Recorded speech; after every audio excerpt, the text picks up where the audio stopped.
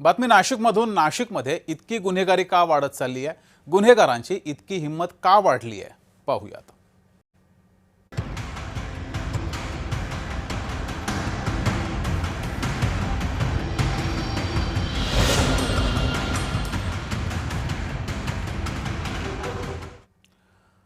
नाशिक जिल्हा कायद्याचा बालेकिल्ला हे घोषवाक्य नाशिक पोलीस वारंवार देत असतात।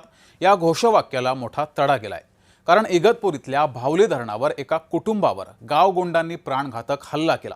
एवढंच नाही तर 20 ते 22 किलोमीटर पर्यंत त्यांचा पाठलागही केला। कुटुंबातील एका मुलीची छेड काढल्यावर जाब विचारला म्हणून या गुंडांना राग आला आणि त्यांनी तिथंच मारहाण सुरू केली। कसाबसा जीव वाचवून तिथून कारमधून निघाल्यावर हे गावगुंड दुचाकी आणि चारचाकीवरून पाठलाग करू लागले। गाडीच्या काचा फोडल्या। एका क्षणी तर गाडीला आतमधल्या प्रवाशांवर हल्ला देखील करण्याचा प्रयत्न केला। 10 पैकी 9 आरोपींना पोलिसांनी अटक केली आहे, तर एक जण अजूनही फरार आहे। यावरून एक गोष्ट स्पष्ट झाली आहे, मुंबई असो वा पुणे, नाशिक असो वा संभाजीनगर, कायद्याचा धाक राहिलेला नाही। वाहतुकीचे नियम मोडणं असो, क्षुल्लक कारणावरून चाकून किंवा कोयत्यानं वार करणं असो, बहुतांश तरुणांना कायद्याची भीतीच उरलेली नाही। राज्यातल्या कुठल्याही चौकात 2 मिनिटं उभं राहा आणि किती जण सिग्नल मोडतात ते मोजा। एका मिनिटामध्ये अनेकदा कायद्याची निर्घुण हत्या होते आणि सरकार तोंडावर बोट ठेवून पाहत राहतंय। हत्या, हाणामाऱ्या, प्राणघातक हल्ले, शिवीगाळीचे प्रकार प्रचंड वाढलेत। याचं मुख्य कारण म्हणजे आपल्याला कोर्टातून शिक्षा होण्यासाठी काही दशकं लागतील हे या गुन्हेगारी प्रवृत्तीच्या लोकांना चांगलं माहिती झालंय। जोपर्यंत सर्व जिल्ह्यातले पोलीस 100 पटीनं कठोर कारवाया करत नाहीत, तोपर्यंत परिस्थितीत तीळ मात्र फरक पडणार नाही हे नक्की आहे।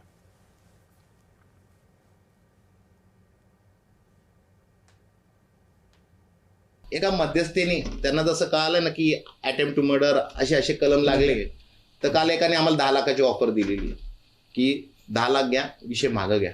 म्हटलं ठीक आहे। आमचं असं विषय झाला की यांना गोडीत पोलीस स्टेशनला बोलावे आणि सरेंडर करू यांना। पण नंतर त्यांना कळालं की नाही, हा व्हिडिओ व्हायरल झाला, म्हणजे असं त्यांची इथपर्यंत मी त्यांना बोलले मी तुम्हाला 20 लाख देते, तुम्ही जमावा, केस दाखल करू नका। आणि केस तर FIR तर झाली होती, आता ती कशी काय केस? म्हणजे असं लोक, म्हणजे तुम्हाला सांगतो की लोकांना मारून टाकणं आणि पैसे देणं एवढं सोपं झालंय त्यांच्या युगोसाठी। आम्ही दादागिरी केलीच नाही ना, त्याला मारलं काहीच नाही, फक्त बोलणं झालं। त्याच्यानंतर पण हे लोक आमच्यावर धावून आले, अंगावर शिव्या गाळ करायला लागले। मग ह्यांनी पण केली, मी पण केली, माझी मुलं पण। मग थोडी आमची हातापाई तिकडे झाली। तर त्यांच्याकडे रॉड होते त्या 2 व्हीलर, तुम्ही ते व्हिडिओ पाहिलेच असेल। तर त्या ब्रिज खाली तिथून त्यांनी पहिले एक रॉड फेकले, दुसरा फेकला, तो तिथे एक्झॅक्ट लागला नाही त्यावेळेस। त्याच्यानंतर ते परत मागे आले, त्यावेळेस आम्ही ती व्हिडिओने काढलेली आहे, पण त्यांनी हे रॉडनी मारलं। आम्ही जर त्या दिवशी 20-30 किलोमीटर जर थांबलो असतो ना कुठे, कोण मेला असता आम्हाला नाही सांग। मागची काच फुटली, मागं आमचे 2 मुलं, एक भावाचा एक माझा मुलगा 12वीला आहे, भावाचा मुलगा 10वीला आहे। मध्ये माझी वहिनी, माझी बायको, माझी मुलगी, त्याची मुलगी, पुढं मी आणि तो, आणि सर्व काचा फुटेल। इकडून दगड लागला तर तो त्याला लागतोय, इकडून लागला तर मला लागतोय, मागे लागला तर यांना लागतोय, मागे लागला तर मुलांना लागतोय। 30 किलोमीटर आमच्या मागं पळत आहे, म्हणून तुम्हाला कंप्लेंट केली त्या दिवशी 302च गाडवायची होती। याच्यामध्ये आतापर्यंत एकंदरीत 9 आरोपी जे आहेत ते 9 आरोपींना पूर्णपणे ताब्यात घेण्यात आलेलं आहे आणि त्याच्यावरती कारवाई सुरू आहे।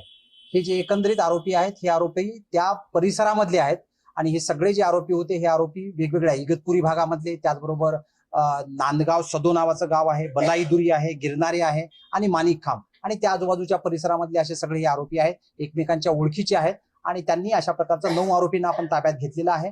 आणि याच्यामध्ये इतर जे आणखी काही आरोपी त्याच्यात निष्पन्न झालेले आहेत, त्याच्यामध्ये फिर्यादीने आपल्याला तक्रारी दिल्याप्रमाणे इतर जे 6-7 आरोपी होते, त्याचबरोबर त्यामध्ये इतर काही इन्व्हॉल्ड आहेत, जे असोसिएट आहेत क्राईमला करणारे, त्याचबरोबर यांच्याशी गाडी देणारे, काही मदत करणारे, अशा प्रकारच्या सगळ्या आरोपींना आपण याच्यामध्ये इन्व्हॉल्व करून या गुन्ह्यामध्ये आपण त्यांना निष्पन्न केलेलं आहे। तर भावली धरणाजवळ नेमकं काय घडलं होतं ते पाहूयात। नाशिकमध्ये एक कुटुंब इगतपुरीतील भावली धरणावर आलं होतं।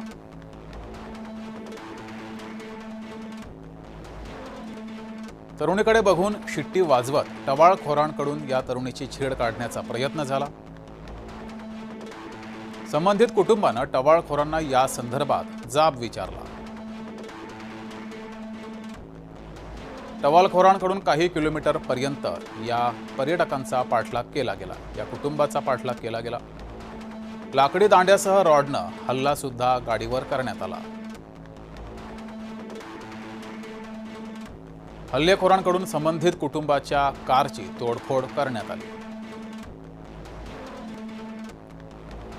दुचाकी कारमधून पर्यटकांचा या आरोपींनी पाठलाग केला.